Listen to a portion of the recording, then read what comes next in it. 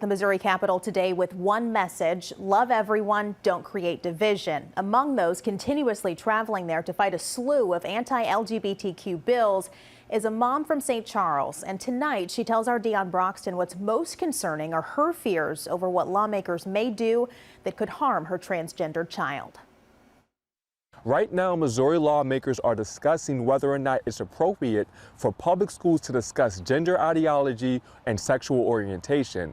That decision could result in parents keeping or taking their kids out of Missouri public schools. Chris Hyman from St. Charles says this legislative session in Jeff City has a lot of bills trying to take away LGBTQ rights. It's fear. It terrifies me. LGBTQ advocates are calling one bill debated Tuesday the Don't Say Gay bill because of its similarities to Florida's bill by the same name. The bill prohibits any school personnel at a public or charter school from discussing gender identity or sexual orientation with a student unless such person is a licensed mental health provider with prior parental permission. What do kids talk about in high school? Who are you dating? What are you going to do this weekend? You can't talk about that anymore? I would probably pull my kid out of school. Hyman has a transgendered son who is 16 years old. It was hard. He knew so much earlier than I did, though.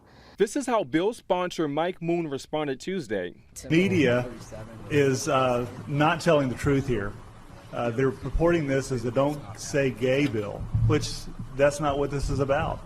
This is protecting vulnerable children. Republican State Senator Andrew Koenig, who represents a part of St. Louis County, leads the Education Committee. He told News 4 on the phone Monday some conversations are not appropriate for schools. So I think there's definitely concerns from parents that this indoctrination of gender ideology is happening in the schools. Hyman disagrees. Nobody, absolutely nobody, is making anybody be gay, suggesting anybody be transgender, helping them find a doctor.